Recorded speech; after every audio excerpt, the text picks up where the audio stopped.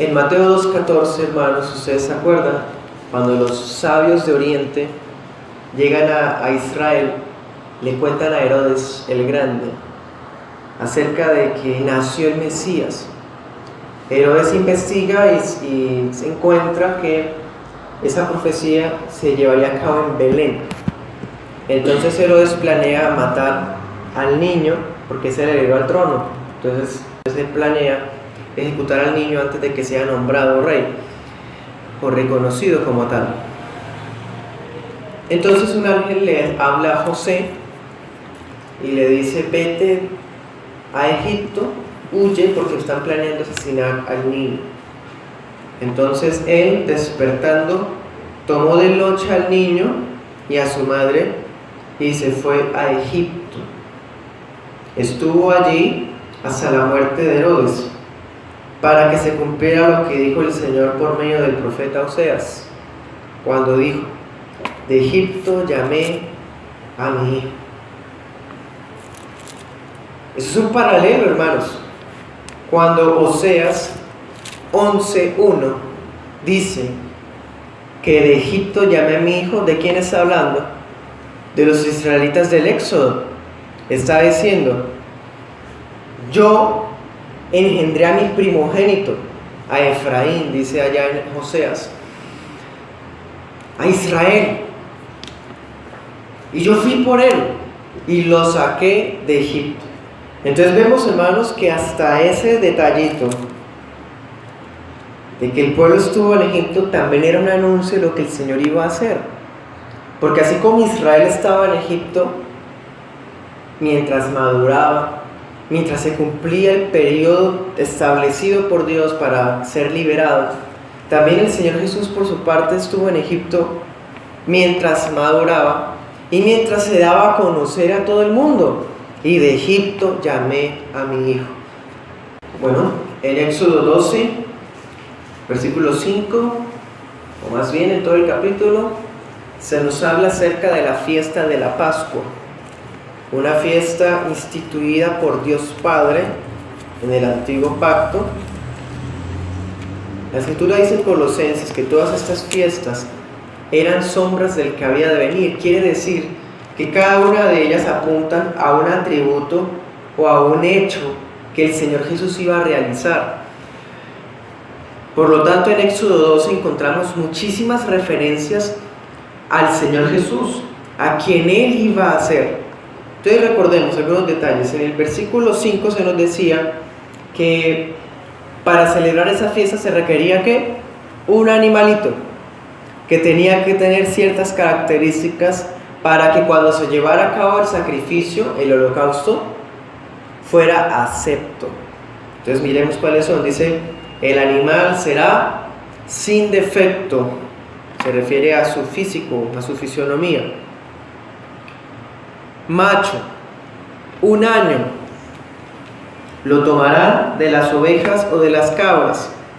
Lo guardarán hasta el día 14 del mes de Abib, ¿no? Eso usted puede verlo en el versículo 2. Lo inmolará toda la congregación del pueblo de Israel entre las 2 tardes. Todo esto, hermanos, lo encontramos en los evangelios cumplidos en el Señor Jesús. Ustedes se acuerdan que dice la noche que fue entregado. Esa noche que era la víspera de la Pascua. Miremos Mateo 26:2. El Señor Jesús les avisa a los discípulos: saben que dentro de 2 días se celebra la Pascua y el Hijo del Hombre será entregado para ser crucificado. ¿Cuándo? En la Pascua. Bueno, el animal será sin defecto. El Señor Jesús es el hombre perfecto. El Señor Jesús no tuvo defecto alguno, ni siquiera físico, hermanos. En completa armonía con los requisitos que el cordero tenía que tener. Macho de 1 año, era un varón, hermanos, el primogénito de su mamá. 1 año, una edad de la plenitud de un hombre, 30 años. Bueno, 33 años cuando fue sacrificado. Lo tomarán de las ovejas o de las cabras, es decir, fue tomado de entre el pueblo. El Señor Jesús, en su apariencia física humana, no aparentaba ser Dios. En alguna ocasión escuché a un predicador que decía una frase muy interesante. Nosotros podemos imaginarnos la escena del Señor Jesús con los 12 caminando juntos. Y el Señor había tomado una forma de humano tan así que la gente no podría distinguir cuál de los tres era Jesús. De pronto el único detalle que lo mostraría es que Él siempre iba adelante. Pero por lo demás era humano igual que los demás. Tomó la forma completa de un ser humano. ¿Sí? Versículo 6 dice, lo guardarán hasta el día 14. Los 12 apóstoles, como les he hablado con Marcos, por ejemplo, servían como una especie de anillo de seguridad para el Señor Jesús. De tal manera que cuando alguien quería acercarse a Él, tenía que pasar primero por los 12. Pero resulta, hermanos, que el Señor fue guardado por la providencia, su deidad. Siempre fue guardado el Señor. ¿Hasta cuál día? Hasta ese día 14 del mes, cuando los discípulos se dispersan y queda Él absolutamente solo. Versículo 6 dice, lo inmolará toda la congregación. Así fue, hermanos. ¿Quién fue el que gritó crucifícalo? ¿Quién? La congregación. Es decir, el pueblo de Israel. ¿Qué dice Mateo? La gente decía, Pilato les trató de persuadir, pero es que ese es su rey. Y la gente dijo, no nos importa, nuestro rey es el César. Pero él no ha hecho nada, él es inocente, no descubrí nada para juzgarlo. Eso es Mateo 26, 27. Y la gente dice que la sangre de Él caiga sobre nosotros. Somos responsables de esto. Así fue, hermanos. Toda la congregación fue la que lo inmoló. Dice que entre las 2 tardes, ¿cierto? El Señor Jesús, ¿se acuerdan? Que cuando Él estaba crucificado era de tarde y se oscureció todo siendo de tarde. La Pascua es quizás el máximo tipo del sacrificio de Cristo, el máximo.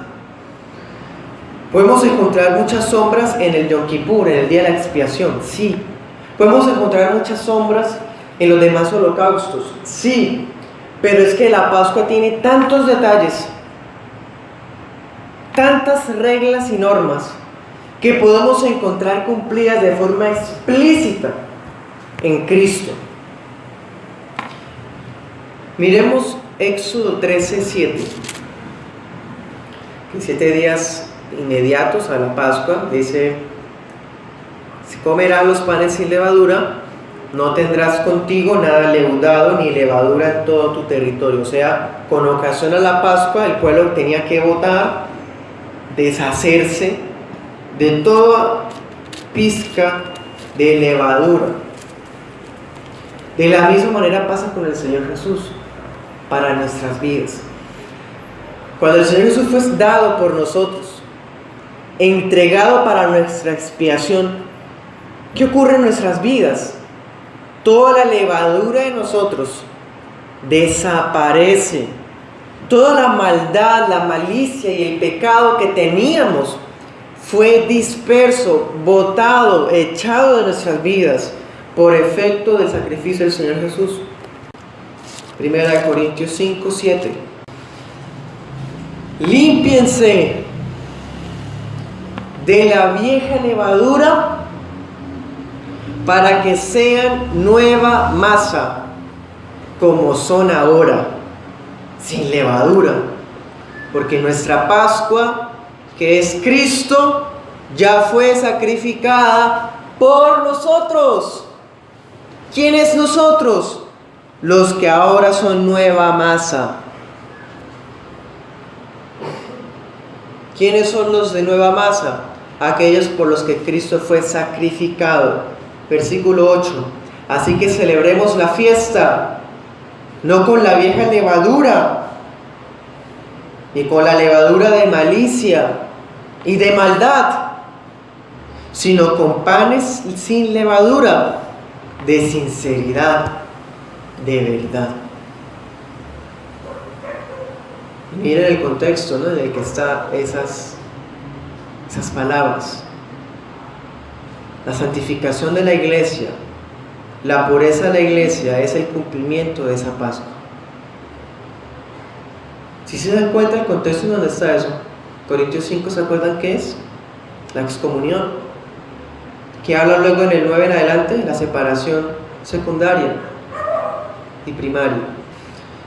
Entonces, hermanos, el máximo tipo de sacrificio del Señor está en la Pascua, y hay muchísimos más detalles, pero cuando estemos estudiando Éxodo 12 vamos a desmenuzar el capítulo y encontrarnos muchas más sombras de las que estoy mencionando ahorita, muchas más, porque hay muchas más, de verdad. Pero hay una que no quiero evitar decir. Vamos a Éxodo 12 otra vez, 21. Dice: Moisés convocó a todos los ancianos.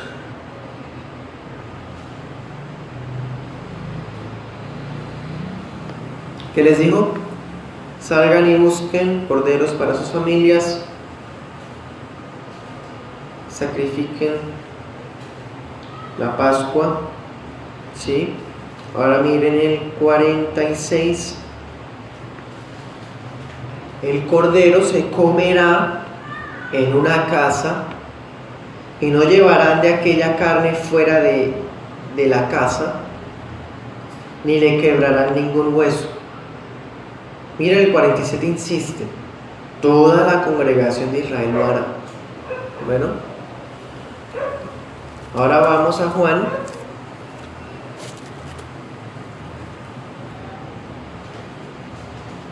19:31.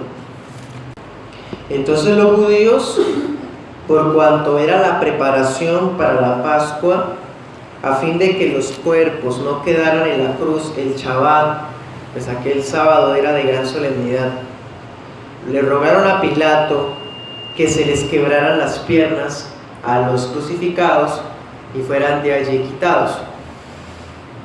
Fueron pues los soldados y quebraron las piernas al primero, asimismo al otro que había sido crucificado con el Señor. Pero cuando llegaron a Jesús, como lo vieron ya muerto, no le quebraron las piernas. Pero uno de los soldados le abrió el costado con una lanza, y al instante salió sangre y agua. Y el que lo vio da testimonio, y su testimonio es verdadero. Y él sabe que dice verdad, para que ustedes también crean. Pues estas cosas sucedieron para que se cumpliera la escritura: no será quebrado hueso suyo. ¿Dónde está eso? En Éxodo. El cordero de la Pascua no podía ser quebrado ningún huesito del cordero. El corderito tenía que estar intacto. Y cuando iban a quebrarle las piernas al Señor, ¿por qué hacían esa metodología? Pues eso es un ejemplo de cómo era de bárbaro el Imperio Romano. Era una manera de adelantarle la muerte a la persona que estaba siendo ejecutada. Entonces, el crucificado podía durar ahí 3 días vivo. Entonces, cuando se le rompe las rodillas al hombre que estuviese crucificado, habría más presión en los pulmones, y de esa manera se llenarían de sangre y moriría la persona más rápido. Entonces así hacen con el que se arrepintió, y con el otro les rompen las piernas, ¿sí?, para que mueran rápido, porque ya estaba a punto de comenzar el sábado. Acuérdense que el sábado empezaba cuando la tarde decaía y empezaba la noche. Pero cuando llegan a Jesús, está muerto. Podemos ver, hermanos, la mano de la providencia, cómo detiene a ese hombre que está ya acostumbrado a hacer eso. Pero el hombre se detiene y dice: no, este hombre está muerto. El Imperio Romano es sádico, hermanos. Aún a los muertos les hacían y muchas cosas, pero la gracia de Dios detiene a este hombre para que se cumpla la palabra. Entonces viene un soldado y le clava la lanza al Señor. Vean que todo está fríamente planeado, calculado, ¿sí? Entonces vemos a Cristo también allá. Volvamos a Éxodo, vamos ahora al capítulo 13, Éxodo 13, versículo 1, dice: Jehová le habló a Moisés y le dijo: conságrame todo primogénito. ¿Qué es un primogénito, hermanos? Aquí nos va a decir: primogénito es todo lo que abre la matriz entre los hijos de Israel. Bueno, es decir, el primer hijo. Miremos el versículo 12. Dice: dedicarán a Jehová todo aquel que abre la matriz. ¿Qué había dicho en el 1? En el 2, todo primogénito es mío. ¿Qué dice en el 12? Conságramelos. Lucas 2:22 dice: cuando se cumplieron los días de la purificación de ellos, ¿se acuerdan de la purificación de la parturienta? Cuando la mujer daba luz, ella iba a purificarse después de unos días. Ella había quedado impura, María, ceremonialmente, y José también. Entonces dice: la purificación de ellos, conforme a la ley de Moisés, trajeron al bebé a Jerusalén. ¿Para qué?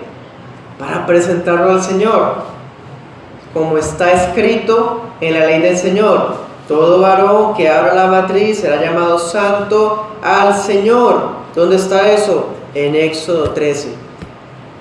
El Señor estaba diciendo que su hijo, que el Mesías sería dado como el hijo mayor de una mujer, el primogénito de una mujer.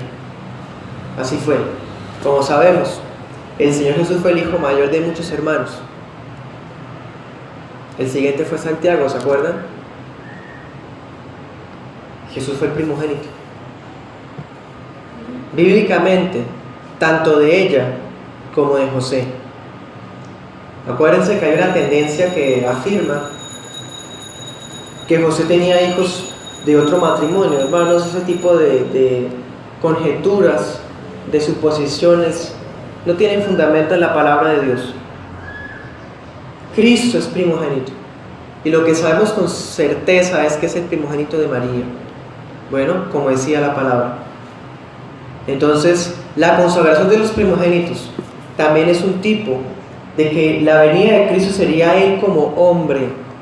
Iba a venir como un hombre, nacido de una mujer, el primer hijo de una mujer, el hijo mayor de una mujer. Bueno,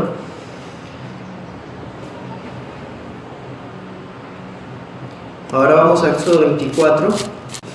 Éxodo 24, 6 al 8, ¿se acuerdan? Es cuando Moisés derrama la sangre del sacrificio sobre el libro, sobre la gente, ¿cierto? Además, recuerden lo de Éxodo 12, cuando se sacrificaba el cordero pascual, ¿qué se hacía con la sangre? ¿Se aplicaba en dónde? En los dinteles de las puertas de los israelitas. Entonces miren esas referencias. Tanto la sangre del cordero pascual de Éxodo 12 como la sangre de este pacto de Éxodo 24 son también sombras del nuevo pacto en el Señor Jesús.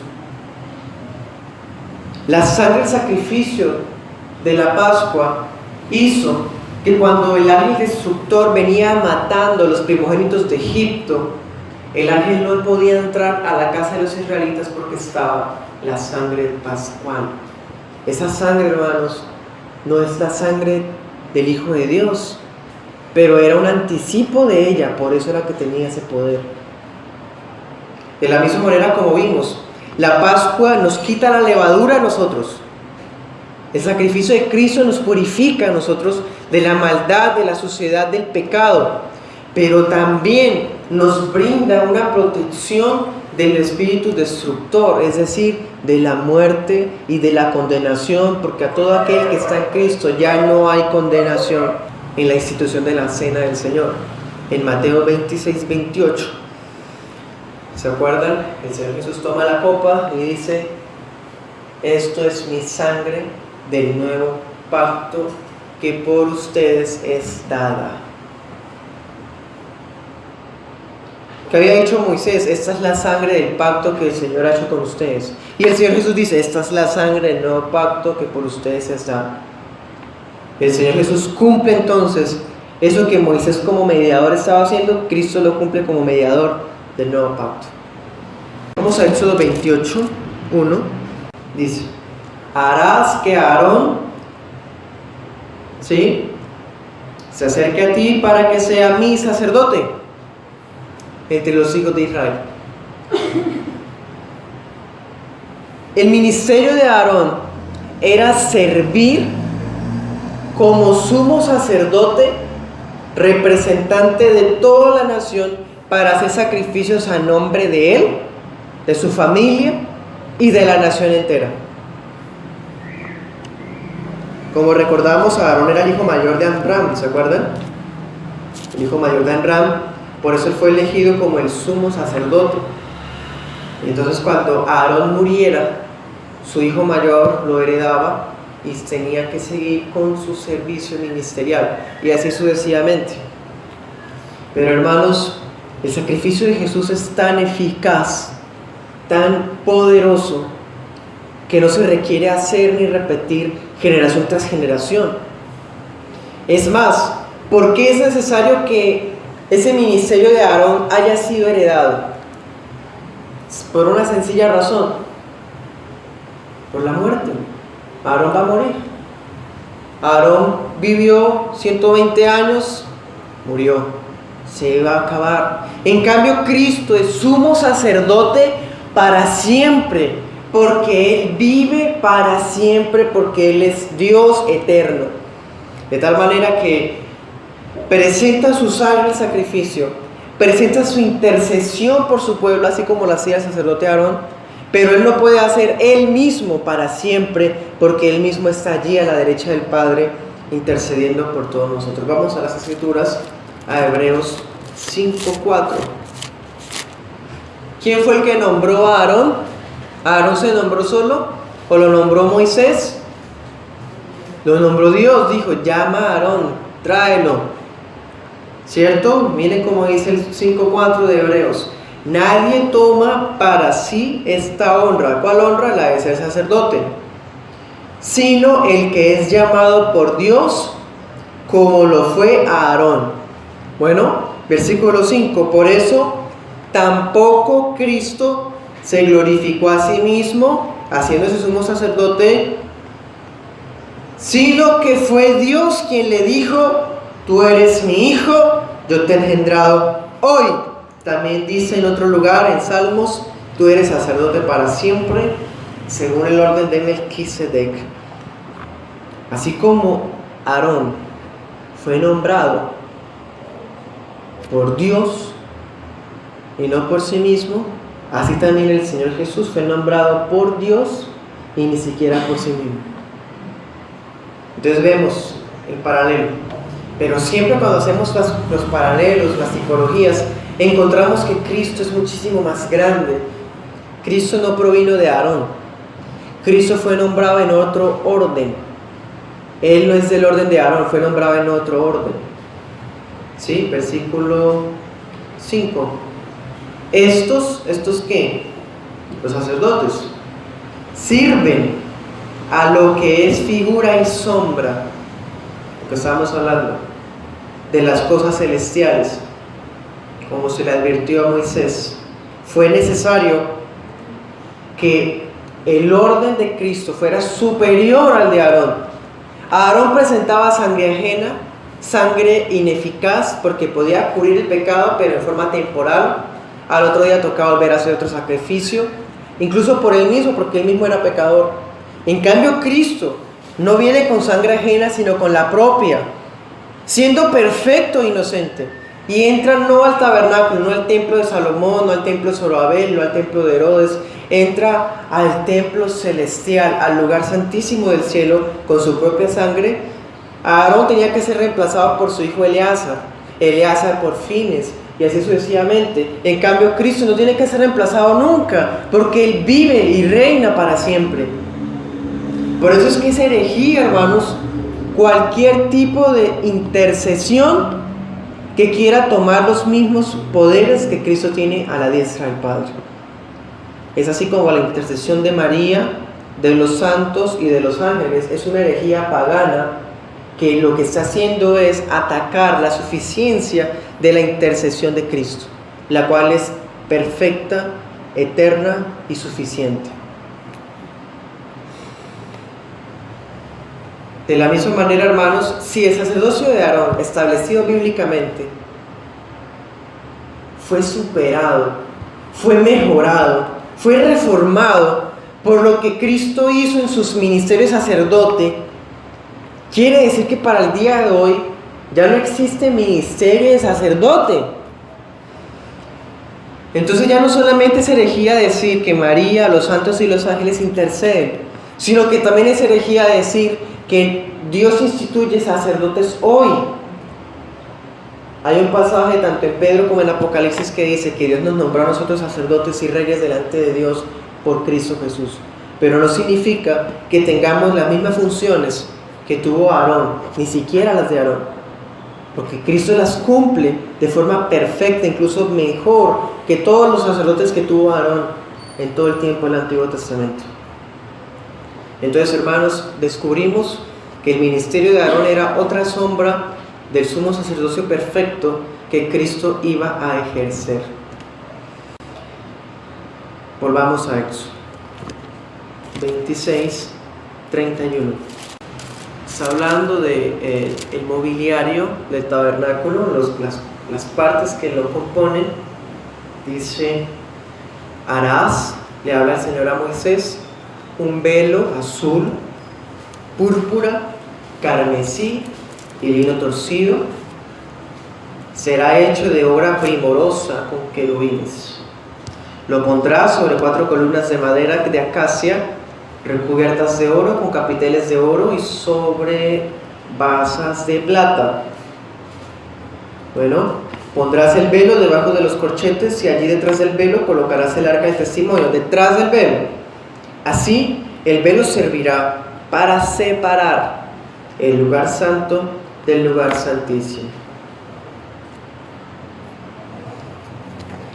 Hermanos, todas y cada una de las partes del tabernáculo apuntan a Cristo también. Recordemos algo: ¿para qué Dios dio el tabernáculo? Para habitar en medio de su pueblo.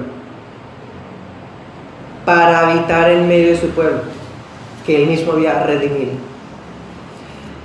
El tabernáculo fue un santuario por medio del cual Dios hacía presencia en medio de la nación que Él había redimido. Ese tabernáculo es un anticipo también, es una sombra de que Dios vendría también personalmente en medio de su pueblo, ya no en forma de un tabernáculo o representado en un tabernáculo, sino en forma de hombre, de ser humano.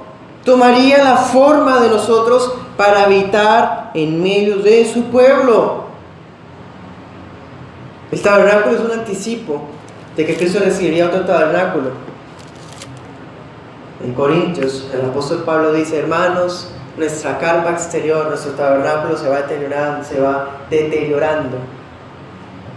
Nuestro ser exterior se va envejeciendo, pero nuestro ser interior, ¿se acuerdan de ese texto? Pablo está diciendo que nuestro cuerpo es un tabernáculo. Cristo dijo: destruyan este templo y en 3 días lo levantaré. El tabernáculo, el templo, cumplido su propósito, ¿está en dónde? En el cuerpo de Jesús. El tabernáculo es un anticipo de la encarnación de Cristo. ¿Y qué parte había en el tabernáculo? Tenía varias partes y había una muy específica. Dice: el velo que hace separación entre el lugar santo, donde estaban los sacerdotes, al lugar santísimo, donde nadie podía entrar, sino solo el sumo sacerdote de Aarón, una vez al año. ¿Qué pasó en Mateo 27:51? Cuando Cristo muere en la cruz, dice la Escritura que el velo se rompe de arriba abajo. El sacrificio de Cristo cumplió todo propósito y de tal manera que ya no existe esa separación. Él mismo es la garantía de que tenemos acceso ante Dios Padre. Pero por Él, hermanos, por Él. Porque sí, el velo fue quitado, pero de todas maneras nadie puede llegar a pasar el lugar santísimo sin Cristo. Se muere también. Tenemos que pasar por medio de nuestro mediador, que es el Señor Jesús y nadie más. Bueno, entonces ese obstáculo que había para llegar a la presencia de Dios fue rasgado cuando Cristo consumó su sacrificio en la cruz.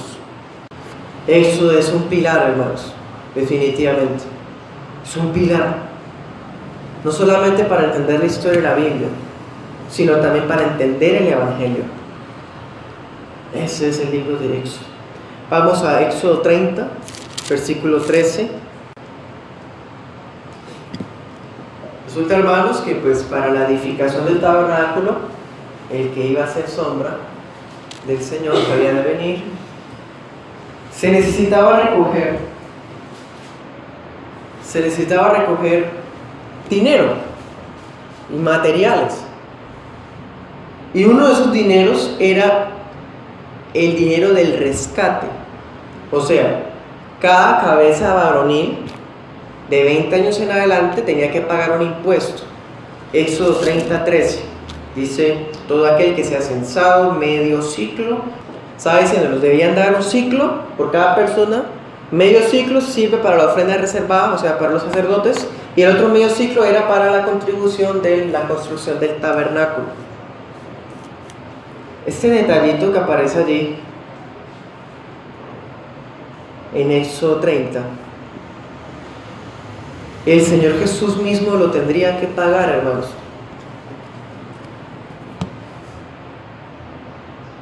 En una ocasión, en Mateo 17:24,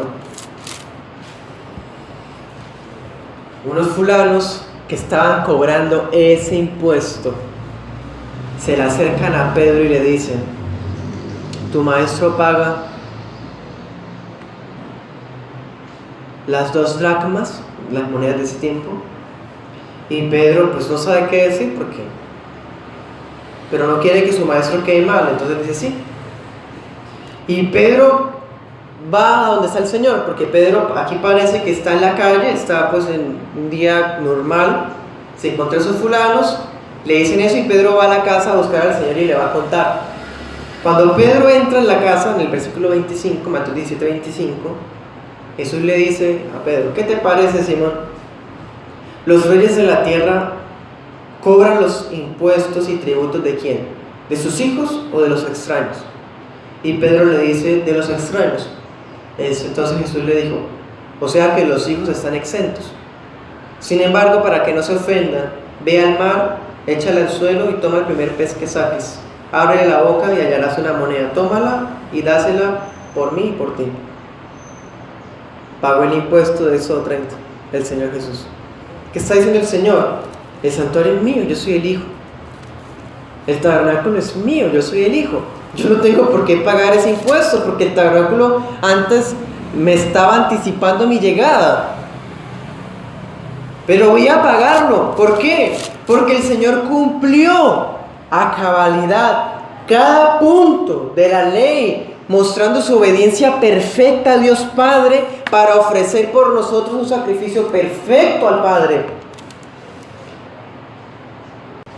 Mandamientos como ese de Éxodo 30, mandamientos como los de Éxodo 20, que son el pilar moral, los 10 mandamientos. Principios como el que está en Éxodo 21, que dice que ojo por ojo, diente por diente. Y otros detalles más, hermanos. El Señor Jesús no solamente los cumple, sino que en el tiempo de Él, los israelitas habían tergiversado muchos de aquellos mandamientos con base en su tradición. Entonces el Señor Jesús mismo no solamente le da importancia a la ley por medio del cumplimiento que le da con sus hechos, con sus acciones, sino también cómo Él enseñaba. El Señor siempre enseñó de la importancia de la ley del Padre. Es más, Él mismo la explicó. Por ejemplo, no matarás. En Mateo 5, el Señor explicó qué significa no matarás. Entonces dice, ustedes piensan que es asesinar. No, reservar odio en el corazón, insultar a un hermano, eso también matarás. Y la gente, no cometerás adulterio, Mateo 5 también, el Señor lo explica. Honra a tu padre y a tu madre, Mateo 15, el Señor lo explica.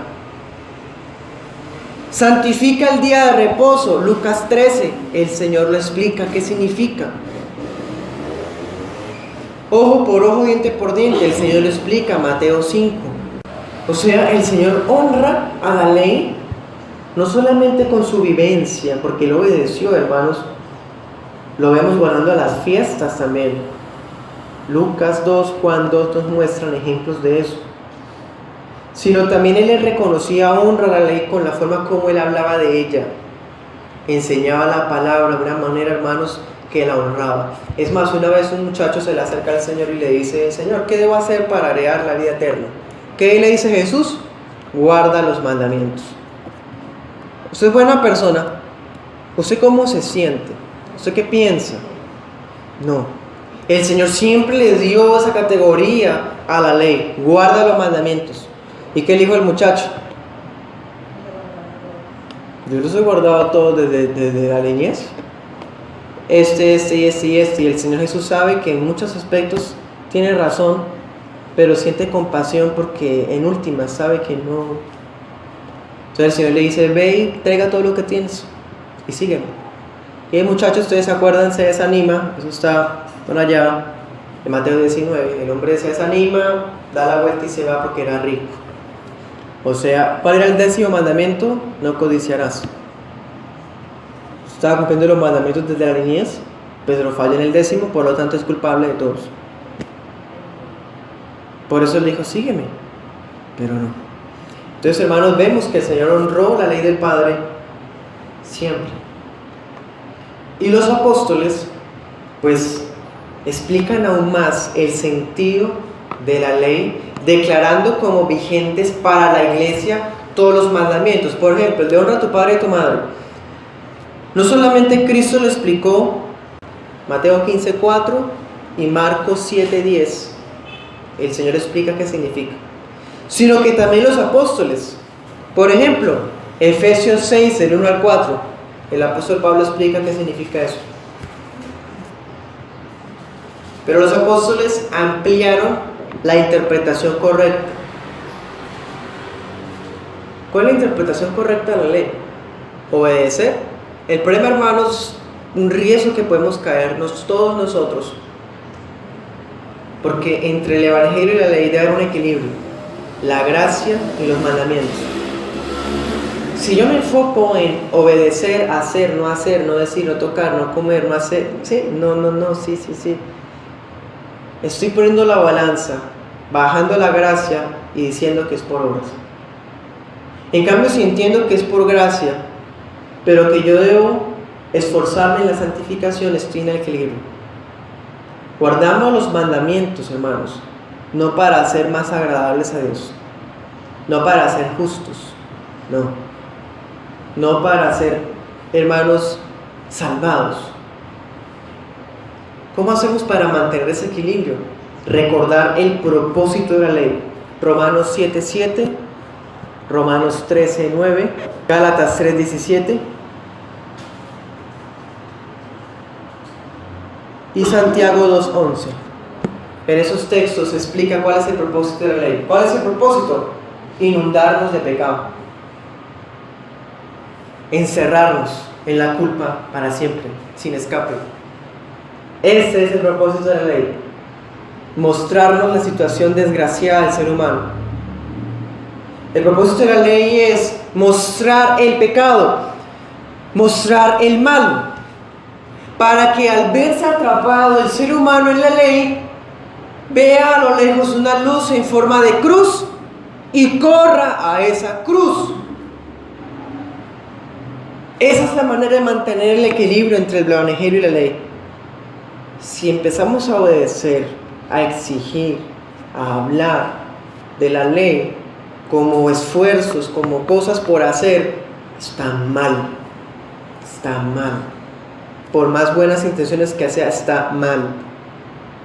Tenemos que conservar el equilibrio y decir, la ley, yo debo cumplirla, yo debo guardarla para honrar al Padre, porque si Él es santo, yo también debo ser santo, pero sé que no soy capaz. Entonces, cuando me di cuenta que no soy capaz, miro al Evangelio. No hay contradicción, es el equilibrio que debe existir. Y me aferro a la cruz porque Él sí obedeció en lo que yo nunca podré obedecer. Y cuando me doy cuenta de eso, Él me da fuerzas para lograr lo que yo solo nunca podré hacer. Bueno, hermanos, ese tema es maravilloso, pero es una manera de proteger a la iglesia de legalismos, pero también proteger a la iglesia de libertinajes, mantener el equilibrio, el Evangelio y la ley. Porque si entonces me aferro solo a la cruz y no hay que guardar los mandamientos, ¿qué va a pasar? Hagamos y hagamos porque es la gracia. En cambio, no, ni para allá ni para acá, hermanos, es el equilibrio. Ese es el Evangelio. Es una línea muy delgada. Que el Señor nos guarde para honrarlo, porque lo que Cristo hizo es tan suficiente que no necesita nuestras añadiduras. Segunda de Pedro 1:21 dice que la profecía nunca fue traída por voluntad humana, sino que los santos hombres de Dios hablaron siendo inspirados por el Espíritu Santo. El texto de Pedro dice profecía, y alguno podría decir, no, pero Éxodo no tiene profecía, Éxodo no es un libro profético. Sin embargo, sí fue escrito por un profeta. Cuando mirábamos en nuestra clase acerca de las Sagradas Escrituras, les decía que el filtro para que los libros del Nuevo Testamento fueran aceptados como canónicos era que fueran escritos por apóstoles o bajo la supervisión de los mismos. Para que un libro pudiera entrar en el Antiguo Testamento, lo que se requería era que fuera escrito por un profeta. Éxodo, aunque no es un libro profético, fue redactado por un profeta. Entonces, el texto que aparece en Pedro 1:21 está haciendo referencia a Éxodo. Éxodo también fue inspirado por el Espíritu Santo. Así que la primera intervención o aparición, por así decir, del Espíritu Santo en Éxodo es la redacción misma del libro. Para que alguien escribiera inspirado por Dios los detalles más importantes de la historia de la redención y quedaran escritos de esta manera, en ese orden, se necesitó la intervención de Dios mismo. Dios Espíritu inspiró a que Moisés redactara de forma infalible e inerrante el libro de Éxodo. En la predicación anterior mirábamos acerca de las tipologías de Cristo en el libro de Éxodo, ¿se acuerdan? Y una de las que hacía referencia era en aquella ocasión en la cual Moisés golpeó la peña, ¿se acuerdan? Y que de la peña salió agua, gracias a la cual se sació la sed de una multitud enorme. Y cuando Moisés golpea esa peña, sale agua suficiente para darle de beber a 2 millones de personas. Imaginémonos, hermanos, ese fluir. Yo les decía que aquella roca, aquel golpe simbolizaba o anticipaba los sufrimientos de Cristo, gracias al cual vendría luego el Espíritu Santo. O sea que una tipología del Espíritu Santo es esas aguas que fluyeron de la peña de Oreb. Esa agua única que puede saciar la sed de no de 2 millones de personas, sino de todos los redimidos en la iglesia a lo largo de los siglos. ¿Sí? Entonces no fue sino hasta después de los padecimientos de Cristo que fue derramado el Espíritu Santo. Y ahí en esa agua que se encuentra en el libro de Éxodo capítulo 17 estaba siendo simbolizado el Espíritu Santo. Corroboremos esa interpretación en el libro de Juan capítulo 16. Jesús dijo: yo les digo la verdad, les conviene que yo me vaya, porque si no me voy, el Consolador no vendrá a ustedes, pero si me voy, se los enviaré. Aquí estaba el Señor anunciando que una vez Él se fuera, y se fuera de la manera que lo hizo, vendría luego el Espíritu Santo. Ahora miremos Juan 7, 38. Ese es el orden que Dios en su Trinidad Santísima quiso llevar a cabo. Vimos al Padre en distintas ocasiones, luego vimos al Hijo, y el Espíritu Santo vendría como tercera sustancia de Dios apareciendo. Por eso se le dice que es la tercera persona de la Trinidad. No porque haya un orden jerárquico, ni porque sea el 1, el 2 y el 3, sino precisamente por esto, por algo que se llama la economía de Dios. El que cree en mí, como dice la Escritura, de su interior brotarán ríos de agua viva. Ese pasaje está haciendo referencia a Ezequiel. Las aguas fluían del templo y Juan el apóstol, por el Espíritu Santo, está diciendo que esas aguas que fluían del templo de Ezequiel 47 era el Espíritu Santo.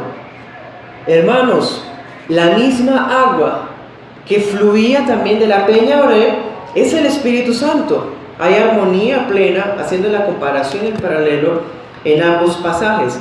Las aguas de Ezequiel sanan, ¿cierto?, las naciones. Las aguas de Éxodo 17 sacian la sed del pueblo de Dios. Bueno, miren el 39, dice: esto dijo del Espíritu que habían de recibir los que creyeran en Él. Miren que está hablando en futuro, o sea, cuando Él se fuera, vendría el Espíritu. Dice, pues aún no había venido el Espíritu Santo, porque Jesús no había sido aún glorificado. Se requería así, hermanos, en su sapientísimo consejo, el Señor decidió hacerlo de esa manera, que después de que Cristo padeciera, como los golpes de la peña, después de que Cristo fuera glorificado allá a la diestra de la majestad, vendría luego el Espíritu Santo. Entonces, vemos al Espíritu Santo ya en Éxodo 17, como las aguas que pueden saciar la sed espiritual de la iglesia. Cuando hablo de la iglesia, estoy hablando tanto de la iglesia del Antiguo Testamento de Israel, como la iglesia de ahora, que seguimos siendo Israel. ¿Sí? Solamente el Espíritu Santo es el agua sobreabundante que puede saciar la sed espiritual del pueblo de Dios. Bueno, entonces allí vimos al Espíritu. Hay otra ocasión en la que lo podemos encontrar. También ya hemos hecho referencia a ese en varias ocasiones. Miremos 2 Corintios 3:13. No como Moisés, que ponía un velo sobre su rostro para que los hijos de Israel no fijaran la vista en el fin de aquello que había de desaparecer. Versículo 16. Pero cuando se conviertan al Señor, el velo será quitado. El Señor es el Espíritu, y donde está el Espíritu del Señor, allí hay libertad. Que aquella escena que aparece en el libro de Éxodo, cuando Moisés desciende la montaña y su rostro brilla por haber estado con Dios en una comunión cercana con Dios, ese brillo que emanaba de su rostro era la presencia misma del Espíritu Santo con él. No solamente nos estaba anticipando la doctrina de la regeneración, porque se ponía el velo, pero el velo es quitado cuando se conoce a Cristo. ¿Qué significa el velo? Cuando las personas leen las Escrituras, no pueden entender, no pueden ver a Cristo, no pueden hallar la salvación que se encuentra aquí. Entonces el velo es quitado por Cristo, porque donde está el Señor, que es el Espíritu, allí hay libertad. Entonces, en esa escena vemos también un anticipo del Espíritu Santo, de su obra regeneradora, de su obra de conversión para las personas. ¿Sí? El Espíritu Santo era la luz del rostro de Moisés, o más bien, esa luz que emanaba el rostro de Moisés era un tipo de la obra que realiza el Espíritu Santo en la iglesia. Tal vez no brillamos de la misma manera como el rostro de Moisés literalmente brillaba, pero sí se percibe una luz especial sin necesidad de acudir a superstición o misticismos en hermanos que están en comunión y santidad. Sí se puede ver. Entonces, hermanos, esa obra realizada por el Espíritu Santo, así como el rostro de Moisés no podía contener así también la obra que el Espíritu realiza en la vida de los cristianos hoy no se puede esconder, no se puede contener, no se puede esconder debajo de una mesa, no se puede esconder una ciudad que está en una montaña. De la misma manera, hermanos, ni siquiera un velo que tratemos de ponernos puede contener esa luz que emana del corazón de un regenerado. Fíjense que la tipología de la peña Oreb, la tipología del rostro de Moisés, ya la habíamos visto antes. Y la habíamos visto hablando de Jesús. Y es que así funciona. Porque cuando hablamos de la Santísima Trinidad, la misma referencia que está funcionándonos para el Hijo, está funcionando para hablar del Espíritu Santo. Porque los tres son uno. Pero uno debe tener, hermanos, el temor y la sabiduría suficiente en oración al Señor para saber distinguir los roles que le pertenecen a cada uno. Porque ellos son tres subsistencias y cada uno tiene un rol. Entonces vemos al Hijo, que es el que sufre, y vemos al Espíritu, que es el que fluye. Bueno, porque no podemos decir, hermanos, por ejemplo, aplicarle el golpe al Espíritu Santo, porque no tiene sentido, ¿sí se dan cuenta? Pero la misma referencia sí funciona para hablar de la Santísima Trinidad, como estamos viéndolo ahora mismo. Y otra de las escenas que ya hemos hablado hablando del Hijo fue el tabernáculo. Decíamos que el tabernáculo era un anticipo de la encarnación. El Espíritu Santo también es tipificado en el tabernáculo, porque Cristo Jesús ya no está con nosotros físicamente.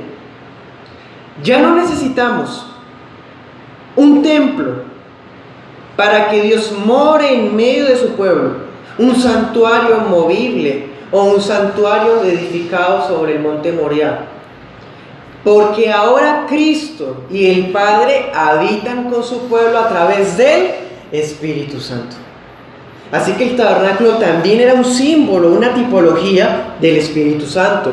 También el tabernáculo anticipó la presencia del Espíritu Santo con la iglesia. Ya no tenemos que usar el arca del pacto, no tenemos que usar el efod, no tenemos que usar el testimonio, el rollo, el testimonio cubierto con sangre de carneros, porque la presencia del Espíritu Santo es la prueba de que Dios está en medio de nosotros.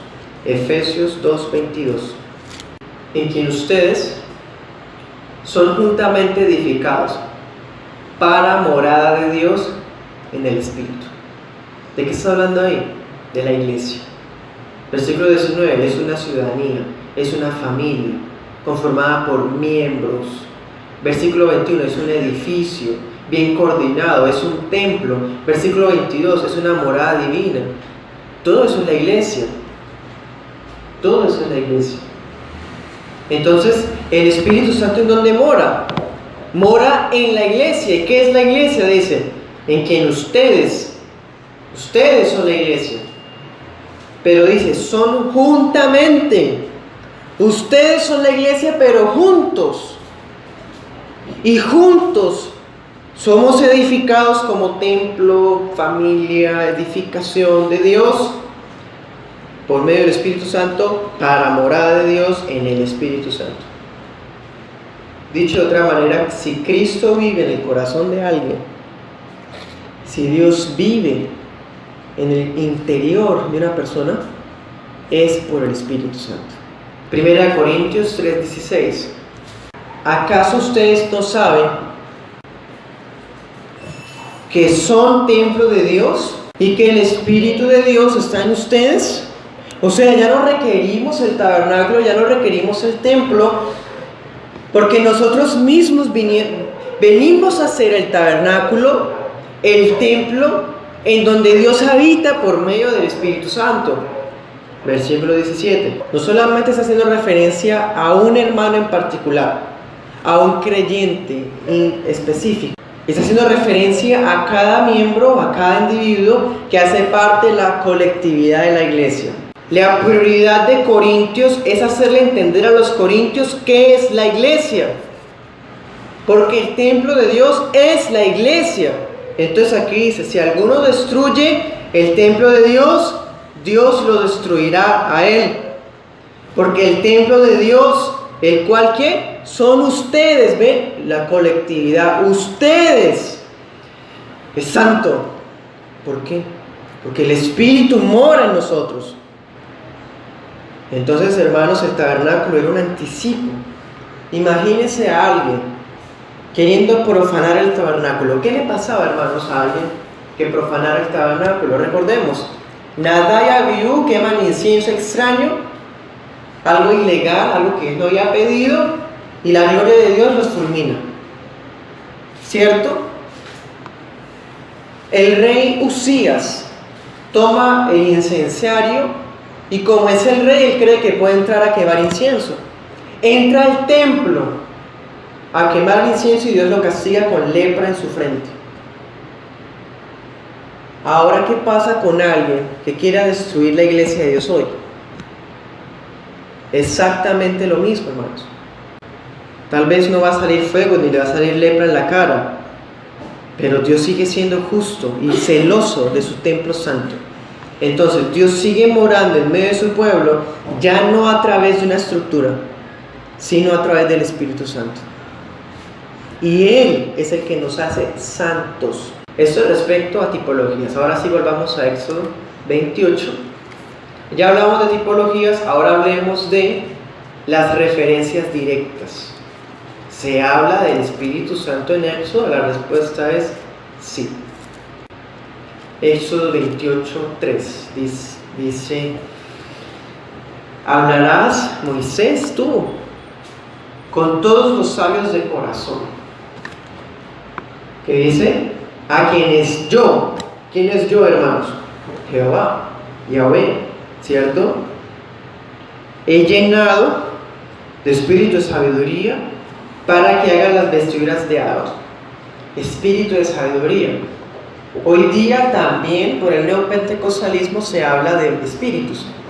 Entonces se habla de espíritus de enfermedad, espíritus de tal cosa, algo muy parecido a lo que se hacía en el paganismo. Se le atribuía a un dios a cada cosa. Entonces el dios del vino, el dios del rayo, el dios de tal cosa. Están haciendo exactamente lo mismo sin darse cuenta. Esto que está hablando aquí en Éxodo no está diciendo que la sabiduría sea un espíritu, que sea un ángel aparte, un fantasma. Este espíritu de sabiduría es el mismo Espíritu Santo. Confirmemos. 31:3 dice Jehová a Moisés: yo he llenado a Bezalel ¿de qué? Del Espíritu de Dios en sabiduría y en inteligencia, en ciencia y en todo arte. ¿Qué estamos viendo? Para poder edificar el tabernáculo se requería una sabiduría especial, extraordinaria.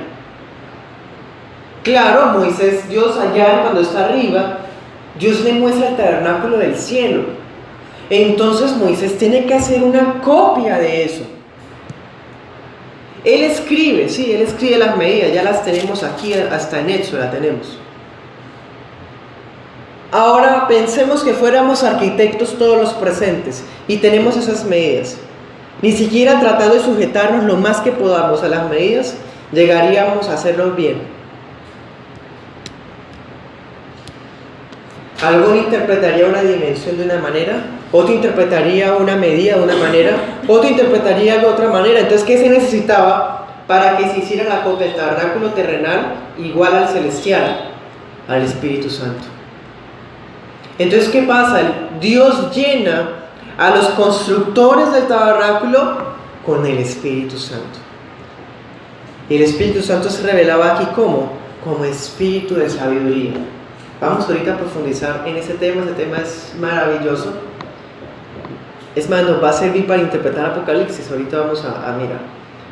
Como les he dicho, esto es imprescindible para entender los evangelios y Apocalipsis. Ahora miremos 35-31. Confirma: he llenado a Bezalel del Espíritu de Dios, en sabiduría, en inteligencia, en ciencia y en todo arte. Lo mismo que había dicho antes. Esas son las 3 veces que aparece el Espíritu Santo en Éxodo. Pero fíjense que las 3 veces se complementan entre sí. Para poder interpretar una tengo que acudir a las 3. Las 3 se conectan, se complementan. Decimos espíritu y sabiduría, suena como si fuera algo aparte, pero leemos en contexto y vemos que ese espíritu de sabiduría es el mismo Espíritu Santo. Bueno, entonces, hermanos, el espíritu de sabiduría que aparece en Éxodo es el mismo Espíritu de Dios, o más bien, es una porción del mismo.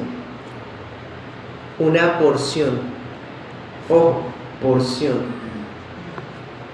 Porque ¿qué había dicho la palabra? Y en los últimos días derramaré mi espíritu sobre toda carne. Estos no eran los últimos días. El Espíritu Santo no había sido derramado. ¿Qué había dicho Juan? Que cuando Jesús fuera glorificado, vendría el Espíritu. O sea que en Éxodo no ha venido. Así que el Espíritu Santo está presente en el Antiguo Testamento, sí. Pero en el corazón de las personas estaba presente como una porción. No había sido dado plenamente, porque Jesús todavía no había venido.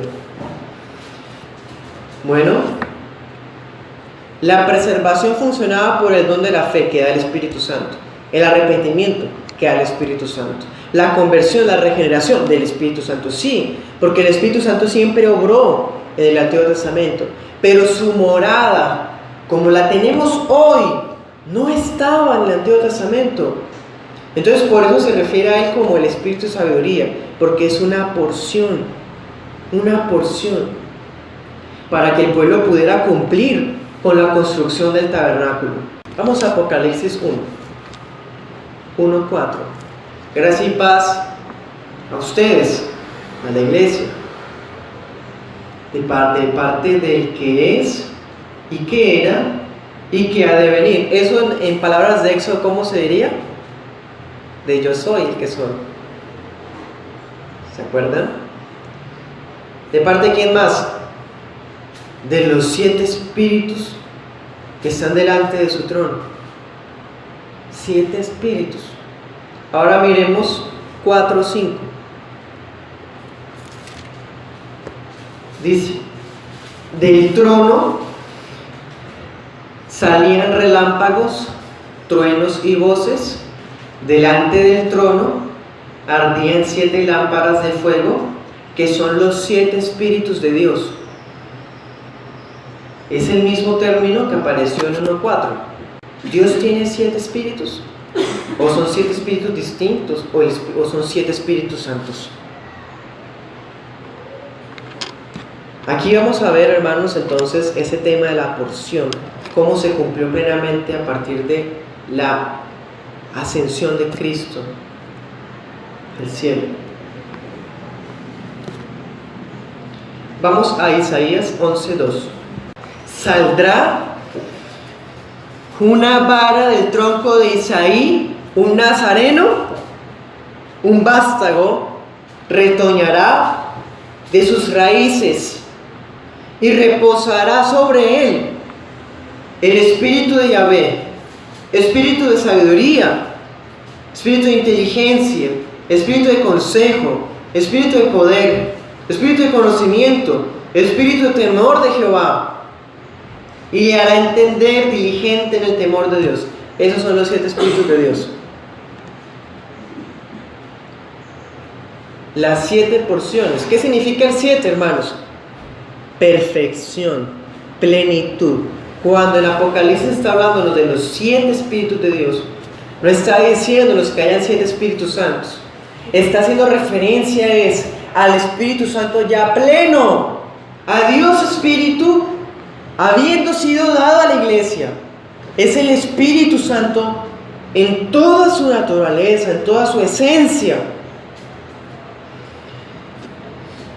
Bueno, entonces, ¿qué dice Isaías? Espíritu de tal, de tal, de tal, de tal. Esas son las 7 porciones del Espíritu.